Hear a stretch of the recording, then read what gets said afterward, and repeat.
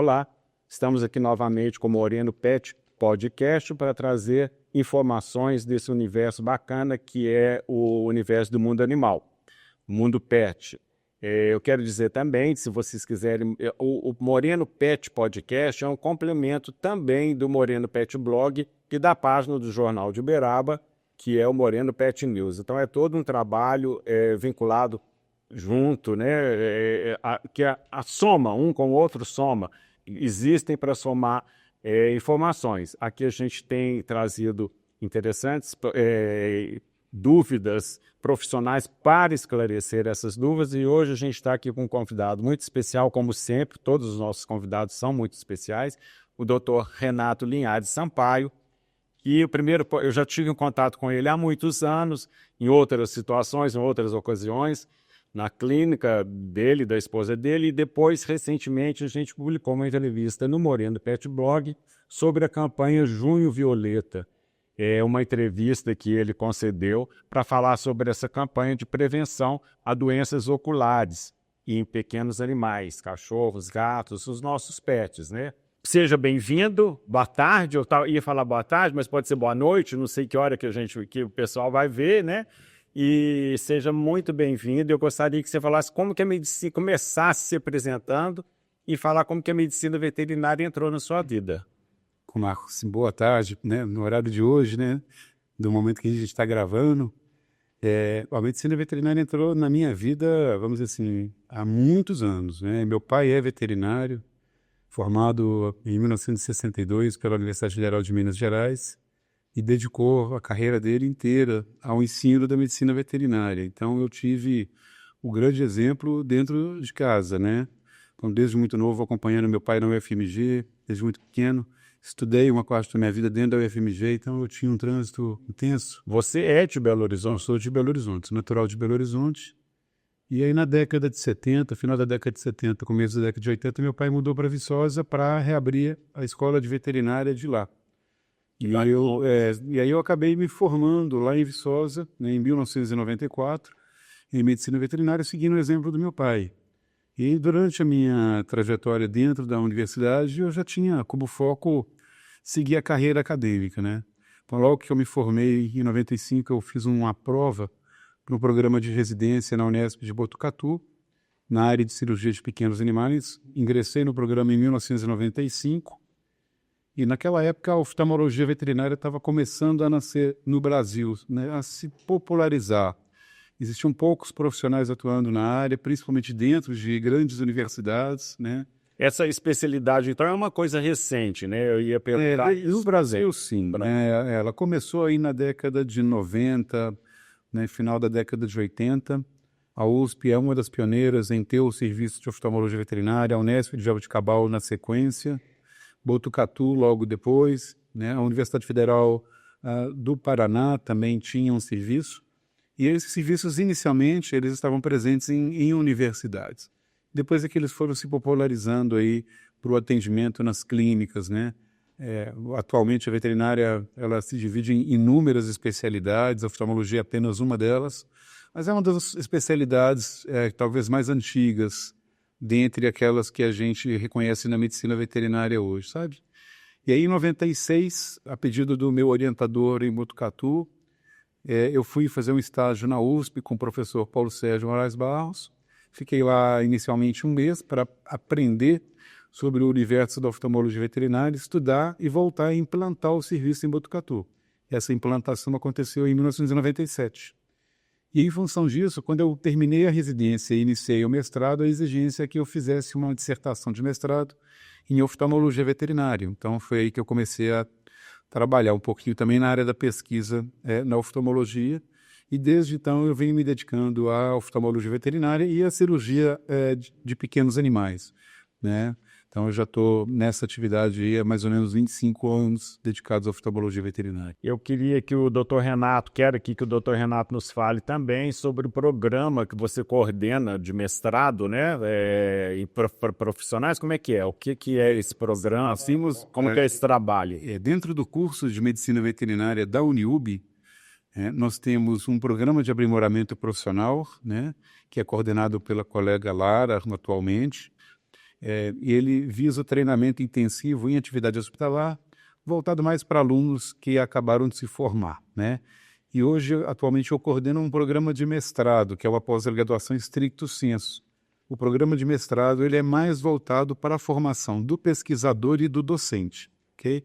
Então, nós temos aqui dentro da Uniub o programa de mestrado em Sanidade e Produção Animal nos Trópicos, e ele tem 2 linhas de pesquisa. Uma linha de pesquisa em Fisiopatologia Clínica e Cirúrgica, e aí dentro dessa linha tem diversos colegas que atuam na área PET, pesquisando as doenças dos cães e dos gatos, e algumas pesquisas na área também de doenças de animais silvestres. E nós temos uma linha de pesquisa em sanidade de produção, que é mais voltada para a área da produção animal, que aí são os animais de interesse zootécnico, né? Certo. Então o mestrado ele tem como principal viés, Marcos, a formação do docente e do pesquisador.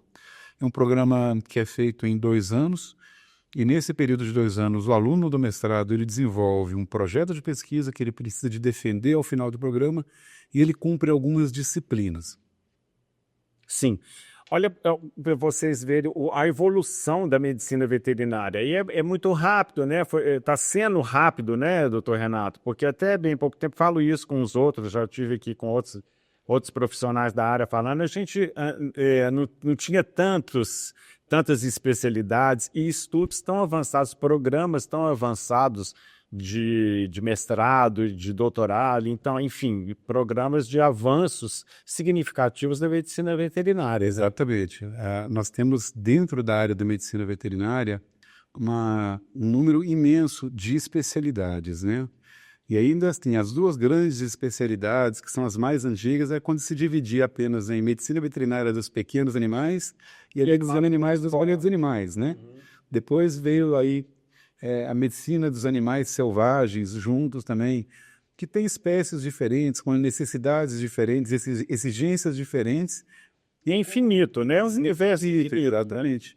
E dentro da especialidade voltada mais para os pequenos animais, né, a medicina de pequenos animais ou animais de companhia, nós temos hoje diversas especialidades, a dermatologia veterinária, a oftalmologia, a ortopedia veterinária, né, a oncologia veterinária, e a necessidade do aprimoramento dessa área, do aprofundamento do conhecimento, veio na medida em que os animais começaram a ficar mais próximos dos seus tutores. E hoje o animal tá que é de casa, né? Então ele está dentro de casa quando não está na cama. Na casa, exatamente. Eu sou dessa época que eles estavam lá no quintal, eles eram aos poucos, maçã. Aos poucos, mas aí é mais distante um pouquinho. Tinha uma função de vida. Tinha uma função que já está acompanhar, às vezes. E hoje ele é uma companhia, um tempo integral para muitas pessoas. Sim, com certeza, ainda bem. Então essa realidade trouxe os animais para mais próximos dos seus tutores e aquela necessidade de acolhê-los melhor, né?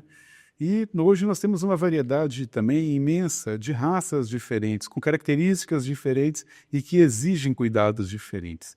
Então, tudo isso somado, isso fez com que as especialidades elas fossem se aprofundando mais para entender melhor as doenças e procurar dar uma solução melhor, mais conforto para os animais de acordo com as suas particularidades.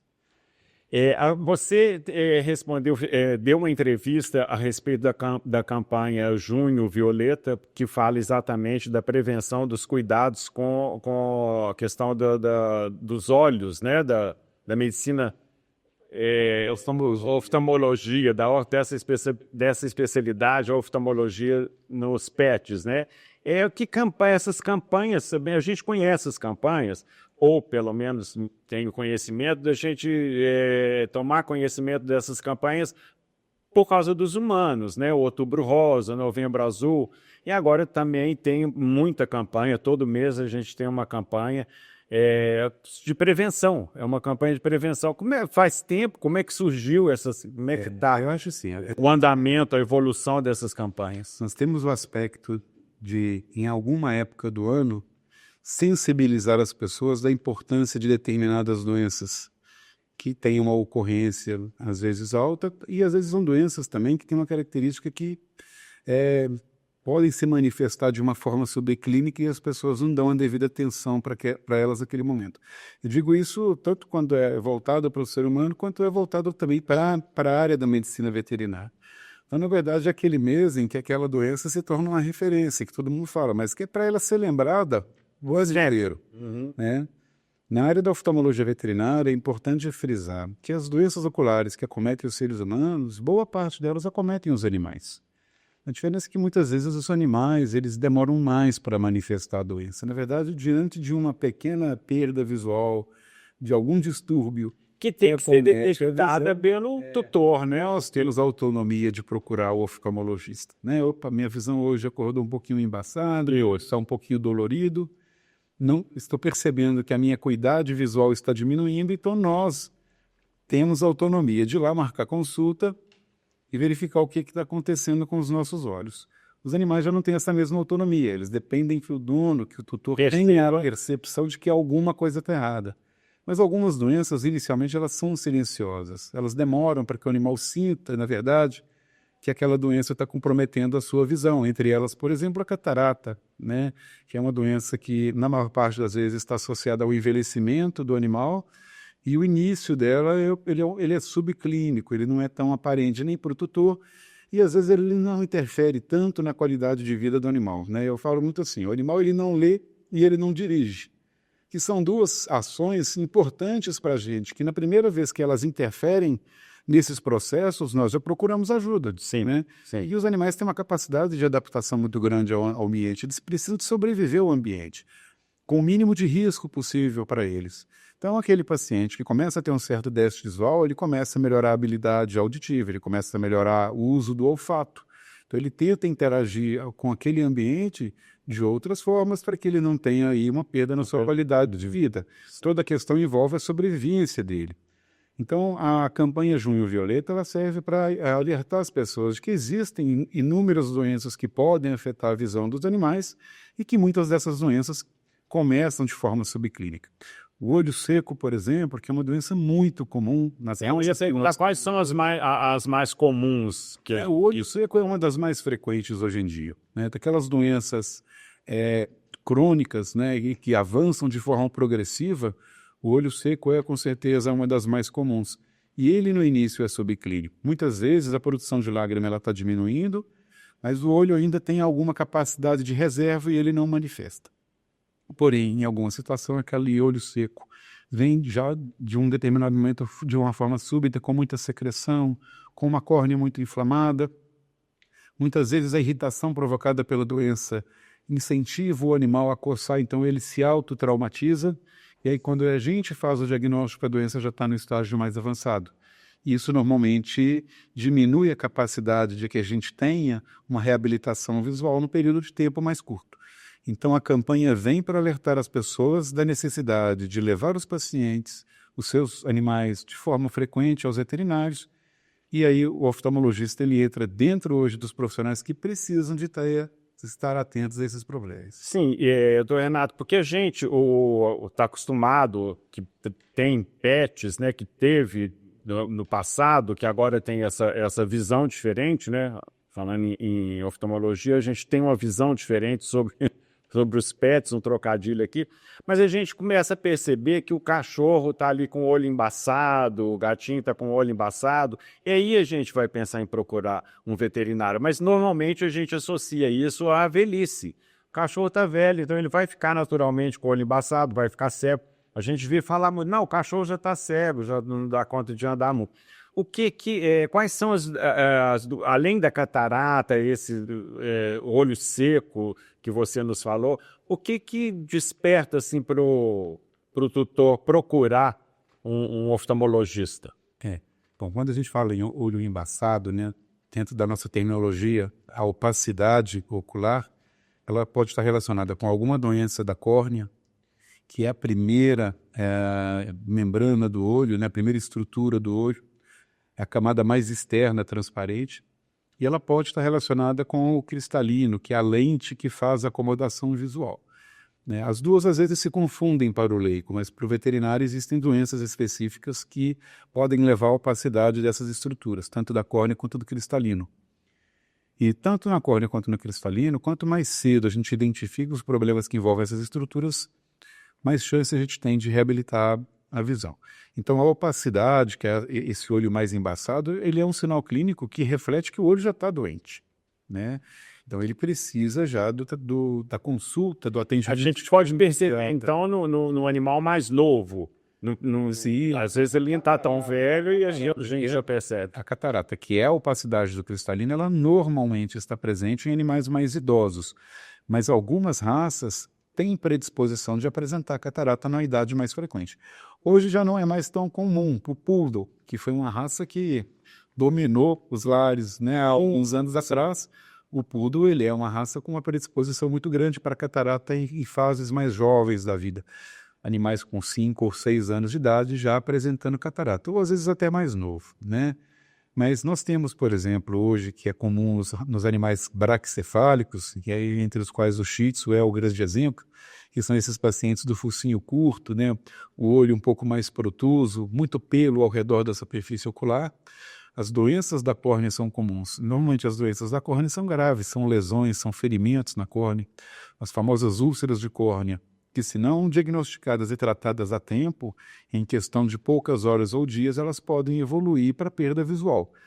Né? Então, normalmente, os olhos que têm doenças que levam a desconforto, que levam à perda visual, eles apresentam um lacrimejamento excessivo, um aumento da secreção, né, a vulga remela, o olho mais fechado ou piscando frequentemente, que são sinais. Esses são sinais importantes que a gente, que é leigo, que a gente que não é, da área da medicina veterinária, às vezes a gente percebe no nosso cachorrinho ali que está ali, está remelando, a gente usa esse termo. Então é um sinal, um alerta para procurar um profissional. Sinal de que alguma coisa não está bem. Não está bem, né? E aí a secreção, a renela aumentada, ela pode estar relacionada com ferimento, com o olho seco, né, com pelos que estão virando e entrando em contato com a superfície do olho, porque existem algumas secreções com característica de muco que são produzidas na tentativa de proteger o olho contra esse material estranho que está tocando a superfície ocular, né? O animal, por exemplo, um sinal clássico, né, de perda visual ou de comprometimento visual, que é o paciente trombar, principalmente quando ele muda de ambiente. Quando o animal é acometido por uma doença que leva a uma perda lenta e progressiva da visão, e aí o exemplo é a catarata, né? A gente percebe que o animal se adapta no ambiente. Muitas vezes o tutor vai perceber que o paciente está com uma perda visual quando ele muda o móvel de lugar e o animal tromba, quando ele tira o animal daquele ambiente que ele está acostumado e muda. Então ele vai passear na chácara de um amigo, chega lá, tira o cachorro do carro, o cachorro não anda, fica parado, porque ele não se sentiu bem naquele lugar, ele não conseguiu se localizar naquele ambiente. Então ele para porque ele tem medo de andar. Então, muitas doenças que levam a perda lenta e progressiva da visão, o animal se adapta bem a elas. Então, né, se o animal trombou, é porque a doença muitas vezes já está no estágio avançado, já existe uma perda visual mais significativa. E você falou em recuperação, em tratamento, então existe a possibilidade de reverter, de cura de algumas doenças? Não é uma coisa assim definitiva, não, está com a catarata, agora até no fim, não é uma doença ocular, não é definitiva, ela pode dizer não. A maior parte das doenças oculares, quando diagnosticadas a tempo, elas têm tratamento. A reabilitação visual, ela é possível em diversas doenças. Para falar a verdade, são raras as doenças que levam a uma perda visual definitiva. Que ótimo. Então, a catarata que você citou, ela é uma doença que tem tratamento. E hoje, na medicina veterinária, é o mesmo tratamento que se aplica aos seres humanos, em que se utiliza um equipamento chamado de FAP emulsificador, que ele extrai o cristalino por uma incisão muito pequena na córnea. Ele fragmenta e aspira esse cristalino e, na sequência, é colocada uma lente que substitui o cristalino. Isso é possível e isso é realizado na rotina hoje da oftalmologia veterinária, né? As úlceras de córnea, existem tratamentos clínicos quando a úlcera ainda é superficial, está no início, e existem inúmeras técnicas aplicadas na reconstrução da córnea, né? Hoje nós estamos avançando para o transplante de córnea na medicina veterinária. Que é bacana. E existem vários pesquisadores desenvolvendo membranas que são utilizadas para poder ocluir ferimentos perfurantes na córnea e acelerar o processo de recuperação visual desses pacientes. Então, são raras aquelas que não têm hoje o tratamento que consiga reabilitar, né? Talvez a doença que seja o maior exemplo daquelas que ainda nós não dispomos de um tratamento tão eficiente é o glaucoma crônico, né? Porque o aumento da pressão intraocular, quando ele se dá numa intensidade muito grande, numa velocidade muito rápida, ele danifica de forma permanente a retina, que é a túnica nervosa do olho, que é aquela membrana que recebe a luz e transmite a luz para o cérebro para ele interpretar e formar a imagem, né?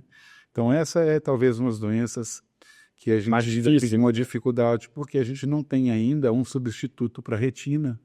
Então essa aí a gente ainda tem uma dificuldade de reabilitação visual. Doutor Renato, tem bastante profissionais especializados na oftalmologia, PET aqui em Uberaba, na região? Sim, já tem. Sim, a oftalmologia já é uma especialidade difundida em todo o território nacional, né? Sim. Eu participo de alguns grupos de oftalmologistas. Então nós temos hoje espalhados pelo Brasil inteiro, inclusive também aqui na nossa região. É muito importante a gente falar sobre essas especialidades, porque nem sempre, como eu já falei, estou repetindo, o doutor Renato acho que concorda comigo, nem sempre a gente procura um especialista em determinado problema de saúde, né? A gente acha que é uma coisa mais geral, que vai resolver. E é muito importante a gente saber as especialidades, porque você vai tratar de um problema específico que pode ter um resultado, procurando um profissional adequado a isso, um resultado muito melhor do que você tentando, né, pelejando com uma coisa ou outra, que não existe mais isso. Aliás, não deveria existir, porque o respeito, o tratamento, é como nós falamos aqui, o animal hoje, o pet hoje não está mais no quintal, está na nossa cama, né? Doutor Renato, quais as raças? Existem raças com maior predisposição a algum tipo de doença ocular? Existem raças que têm uma frequência maior de aparecimento de algumas doenças, de manifestação de algumas doenças, né? Sim. Isso, na verdade, não deve, de maneira nenhuma, inibir as pessoas de ter, porque todas elas têm suas características que, né, cada tutor vai buscar no pet uma complementação para a sua vida, né? Com certeza. Mas nós temos hoje Um amigo, um companheiro. exatamente, né? E de acordo com a característica do seu ambiente. Moro numa chácara, moro numa casa, moro num apartamento, né? Moro numa fazenda. Que tipo de animal que se adapta melhor àquelas condições, né? Então hoje nós temos a raça que é mais criada, né? Aquela que está mais frequente nos lares, são os animais de pequeno, os cães pequenos, as raças toys, né? E os braquicefálicos, representados pelo Shih Tzu, né, pelo Lhasa, que são animais que têm uma frequência maior de lesões da superfície do olho pelas características anatômicas. Então eles têm uma fissura palpebral muito grande, uma órbita um pouquinho mais rasa, um olho mais protuso e muito pelo ao redor. Isso faz com que esses olhos tenham um pouco mais de vulnerabilidade para a ação de algumas coisas do ambiente. Então é um animal que o pelo encostando ele vai se sentir incomodado, ele vai coçar, e isso normalmente leva a lesões da superfície do olho. São animais que ficam com os olhos abertos muito tempo e perdem muita lágrima com o ambiente. Então esse cão que tem a fissura palpebral aberta, que perde muita lágrima, que a gente chama de olho seco evaporativo, e que faz parte do nosso cotidiano, porque hoje a gente fica na frente do computador olhando fixamente para determinadas telas e a lágrima está indo embora. Então, esses animais, é importante, né, não só a gente falar do que cada raça pode apresentar, mas orientar os tutores do que ele pode fazer para minimizar os problemas que esses animais podem apresentar. Então, esses pacientes que têm uma tendência maior de apresentar um olho seco, e o do tipo evaporativo, a gente consegue... Pincher também, né? O pincher também, dá olho mais saltar, a gente machuca com mais facilidade. Mais facilidade. É muito ativo, né? Muito corre, muito leve, muito delicado, né? A gente fica... Então, a gente precisa de orientar os tutores sobre que medidas ele pode adotar no dia a dia dele para prevenir que essas doenças aconteçam. Então, acho que o que vale a pena ficar aqui procure um médico veterinário quando você for adquirir um pet, para saber que cuidado que você deve ter. Ficar mais atento aqui, né? Dependendo da raça. Olha, fique mais atento ao olho, à pele, à perna. Exatamente, né? Porque muitos desses problemas, Marcos, a gente consegue prevenir. Isso que eu ia perguntar exatamente agora. Que medidas que a gente pode ter de prevenção? Então, por exemplo, no caso do olho seco, né? Se eu tenho um paciente que tem a possibilidade de ter uma evaporação mais frequente do filme lacrimal, desenvolvendo esse olho seco que a gente chama de evaporativo, E aí existem outras questões que estão relacionadas, mas eu já começo a hidratar esse olho antes. Então, se eu tenho um paciente que fica comigo no meu quarto ou no meu escritório e eu fico com o ar ligado, eu vou lubrificar o olho desse animal, porque ele não pisca tão frequentemente. E ele está perdendo a água do olho para o ambiente, né? Então, uma recomendação que eu Olha, muito interessante, hein? Se você ficar com seu cachorrinho aí, sua companhia, num ambiente, numa sala com ar-condicionado direto no seu computador, você tem como se prevenir, mas tem que ter cuidado com ele também, porque isso é muito importante que você está falando, né? Perder a umidade, né? Para um ambiente, é isso, né? Exatamente. É óleo. Às vezes alguns hábitos que parecem inofensivos podem, por exemplo, predispor ao problema. Deixa eu dar um exemplo clássico aqui. Quantas vezes a gente não está andando na rua e vê um cachorrinho na janela do carro? Já molha. Imagina aquele vento batendo naquele olho aberto. O vento ele tem poeira, tem impurezas e aquilo atritando com a córnea, né? Que é uma lente transparente. Olha aí, gente, presta atenção, você que gosta de andar com o cachorrinho do lado, com a carinha para fora, o focinho para fora do carro. A gente, assim, não é proibido, mas tem que ter cuidado, né? Mas é interessante, se eu vou fazer isso daí e eu não tenho como colocar uma proteção, o óculos, então eu passo um lubrificante antes e passo um lubrificante depois, para proteger um pouquinho essa córnea, que é uma lente muito sensível e extremamente importante para a boa visão, para que ela não sofra o atrito do vento e das impurezas que estão ali, entendeu? Então existem medidas que o especialista ele vai orientar para manter a saúde do olho desses animais. Então, Renato, a gente tem aí, não sabe o que é mito, o que não é, porque, claro, a gente não é especializado, não é veterinário, não é médico. Então, a visão do animal é realmente preto e branco? O animal enxerga em preto e branco? Não, na verdade, todas as espécies têm uma parte da visão que é preto e branco, mas todos os animais têm capacidade de enxergar o colorido. A variação das cores é que muda de acordo com as espécies ali presentes. Você que fala que todo animal só enxerga em preto e branco, não é bem assim, aí presta atenção nisso. Lá na retina, existem células especializadas em receber a luz e interpretar essa luz, né, por meio de algumas estruturas que vão transformar o reflexo luminoso em um reflexo elétrico, e o nosso cérebro ele compreende as cores de acordo com o comprimento de onda. Vale lembrar que o olho ele é uma estrutura muito complexa e ele reúne, né, dentro daquela bolinha componentes biológicos, químicos e físicos, né? Então, existem muitas mudanças ali dentro, existem muitas reações ali dentro responsáveis pela formação da visão. As cores, amarelo, vermelho, verde ou azul, são nomes que nós demos para caracterizar cada uma. Mas o que acontece, na verdade, são reações químicas e elétricas dentro da túnica nervosa do olho, e aí o sistema nervoso vai interpretar.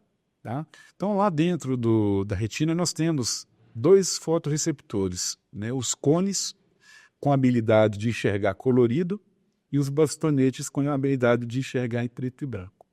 Então, quando nós estamos num ambiente escuro, com pouca ou nenhuma luz, pouco importam as cores. O que importa é enxergar. E aí, os bastonetes que enxergam preto e branco vão começar a atuar. As espécies animais de hábitos noturnos têm mais bastonetes na região mais nobre da retina. Por isso que elas conseguem se deslocar à noite com baixíssima ou nenhuma intensidade de luz. As espécies que têm hábito diurno têm mais cones, que são as células com habilidade de enxergar colorido. E aí eles se viram muito bem de dia, mas não se viram muito bem à noite. Tá, ok? Nós também temos células habilitadas para a noite, mas numa quantidade menor do que aquelas espécies de hábito noturno. Por isso que nós temos uma dificuldade muito grande na habilidade de sair do claro e enxergar no escuro. A gente enxerga no escuro com uma limitação muito grande. Já diversos animais andam à noite como se nós estivéssemos andando de dia, né? Se deslocam de objetos com uma facilidade imensa. Então essa eu acho que é a principal mudança e ela tem relação direta com o hábito das espécies. Das espécies que nós conhecemos hoje, aquela que enxerga um volume maior de cores e que tem uma habilidade visual acima da nossa são as aves, né? que voam a metros de altura, identificam a presa dela lá no chão e de forma muito habilidosa descem e de forma muito precisa capturam a sua presa, né? Então o hábito das espécies foi definindo aquilo que a visão precisava de ter para que ela conseguisse sobreviver. Então tudo que tem relacionado, tudo que existe, a visão tem relação direta com a adaptação das espécies para a sua melhor sobrevivência. No caso de animais silvestres, porque a procura, a demanda é grande, evidentemente, para o animal doméstico, né? O tutor percebe tudo isso que a gente está falando agora. No animal doméstico, no animal silvestre, como que funciona? Enfim, só se for capturado, existe um estudo do desenvolvimento dessas condições oculares, né? Como funciona? Com relação, então, existem estudos, existem diversos estudos, existem veterinários especialistas em oftalmologia de animais selvagens, né? Existem livros, inclusive, com capítulos sobre a oftalmologia. E aí nós temos uma outra característica interessante, porque a fisiologia dos olhos dos animais aquáticos é também diferente da fisiologia dos animais terrestres, né? Mas com relação a esses estudos, Marcos, normalmente eles são feitos da forma ética, né, observando todo o bem-estar desses animais e muitas vezes animais que são capturados por pesquisas, né, essas pesquisas usam animais que são eventualmente capturados quando eles vão mudar de um ambiente para o outro. Então eles capturam aqueles animais, sedam para transportar e normalmente nesse momento pesquisadores colhem sangue, pesquisadores aferem a frequência cardíaca, respiratória, temperatura, estudam todo esse paciente, aproveitando aquele momento em que ele está imobilizado, muitas vezes por um sedativo, e durante o transporte, o que inclui a oftalmologia veterinária.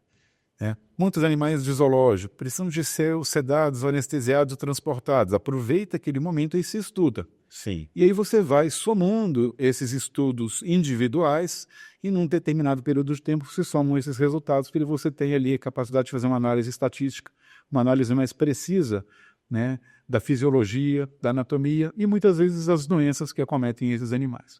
Então aqui, por exemplo, no Hospital Veterinário da Uniub, que é um centro de referência para receber animais selvagens, normalmente nós fazemos também o levantamento dessas questões relacionadas com a visão, né?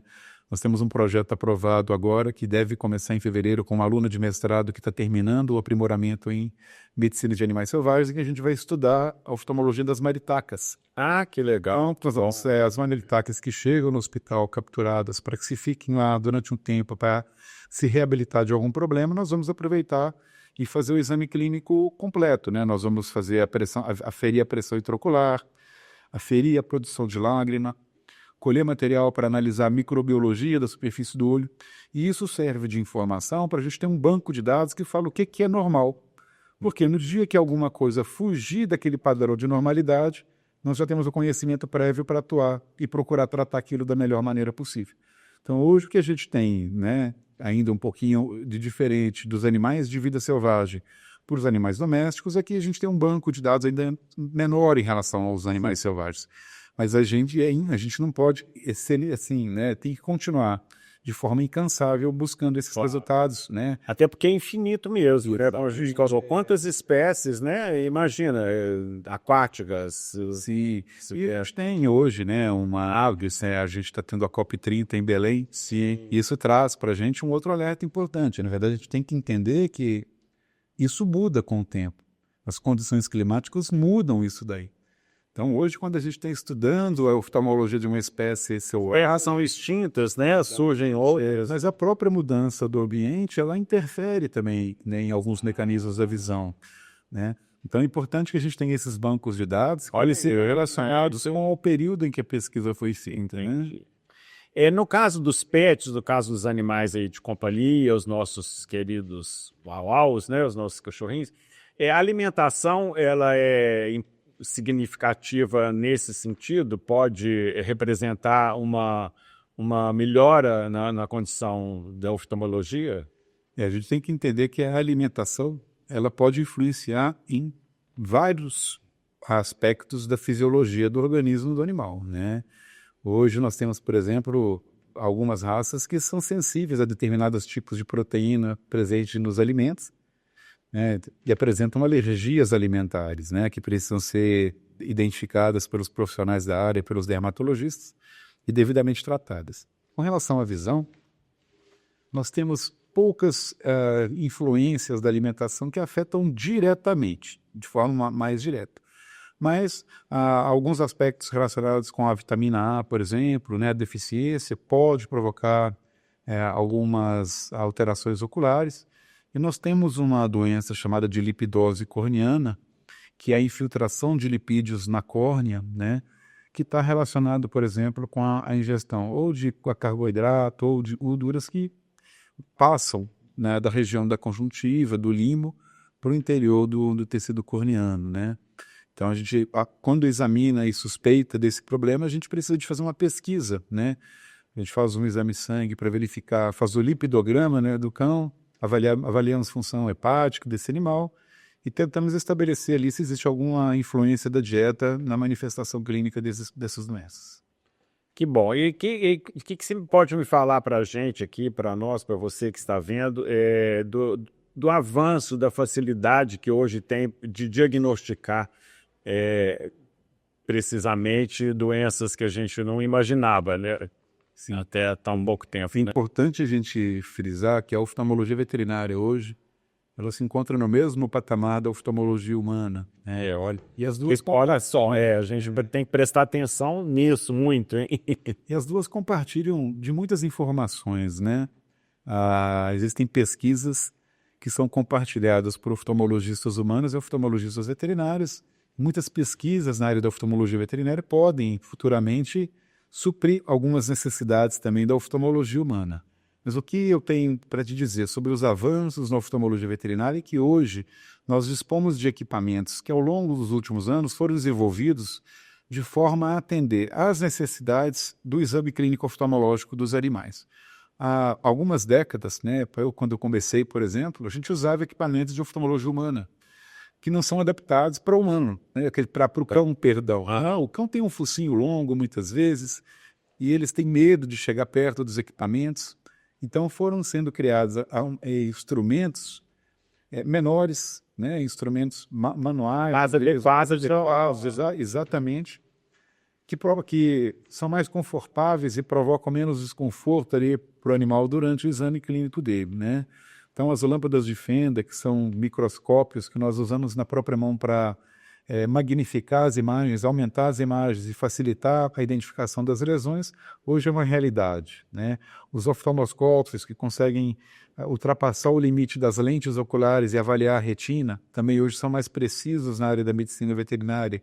Os tonômetros que medem a pressão intraocular hoje, também, antigamente a gente usava tonômetros que os animais não conseguiam se aproximar, então as aferições eram pouco precisas. E hoje nós temos tonômetros portáteis, lâmpadas de fenda portáteis que facilitam a realização do exame e tornaram os resultados desses exames mais sensíveis, né, para que a gente possa aí dar o diagnóstico correto. E tão importante quanto esses instrumentos colaborarem para o diagnóstico, é que eles colaboram também para a gente verificar se o tratamento que foi aplicado está surtindo o resultado desejado ou não, né?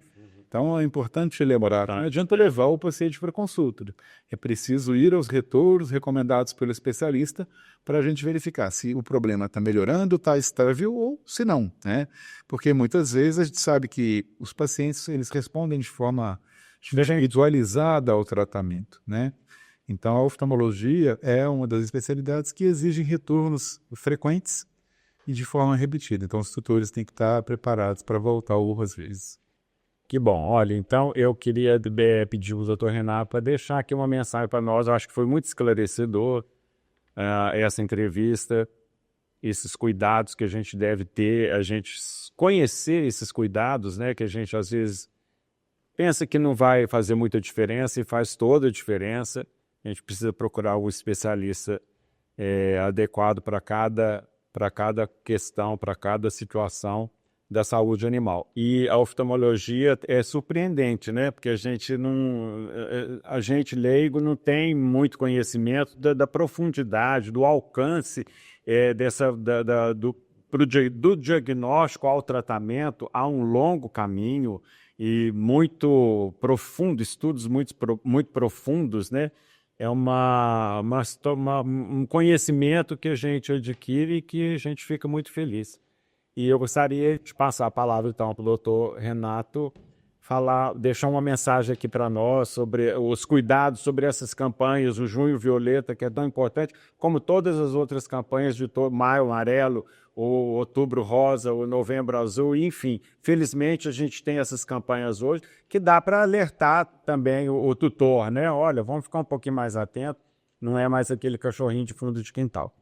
Bom, então o que eu gostaria inicialmente de agradecer ao Marcos pela oportunidade de estar compartilhando um pouquinho dessa especialidade, né, que eu desenvolvo, que me traz muito orgulho, né, de tratar os animais, de estar junto dos animais. Eu sou apaixonado por animal desde que eu sou menino. E o que eu gostaria de dizer é que o mais importante, né, independente do mês e da campanha, não deixe de procurar a ajuda de médicos veterinários, não deixe de procurar o auxílio dos médicos veterinários, né, sobre que animal eu devo adquirir para ter como companhia na minha casa.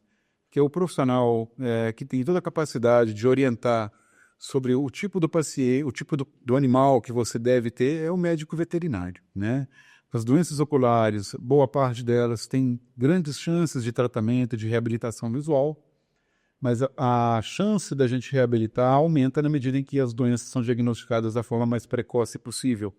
Então, ao primeiro sinal clínico de um paciente com desconforto ocular, no Marcos alertou, secreção abundante, lacrimejamento, o olho piscando ou fechado, principalmente em um ambiente claro, que o olho se torna sensível à luz, procure um veterinário oftalmologista ou um clínico geral que também poderá orientar e dar o primeiro suporte até que o oftalmologista consiga examinar o paciente. Mas não deixe de procurar o veterinário.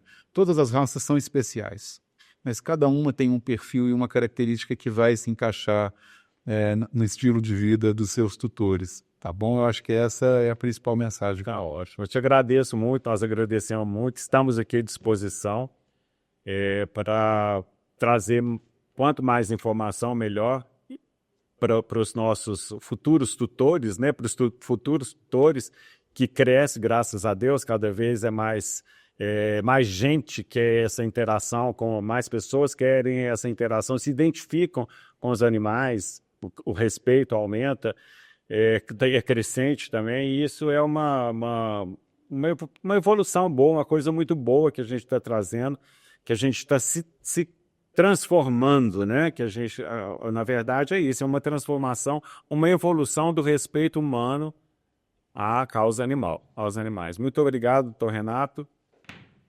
Agradeço demais, todos nós agradecemos. Vamos esperar aí para subir para o YouTube a nossa entrevista tão bacana que aconteceu hoje aqui. Perfeito, e fico à disposição, se vocês precisarem de algum outro esclarecimento, tá bom? Muito obrigado. E eu deixo à disposição o serviço de oftalmologia veterinária do Hospital Veterinário da Uniub para aqueles tutores que necessitarem de alguma informação adicional ou algum atendimento especializado na área da oftalmologia veterinária.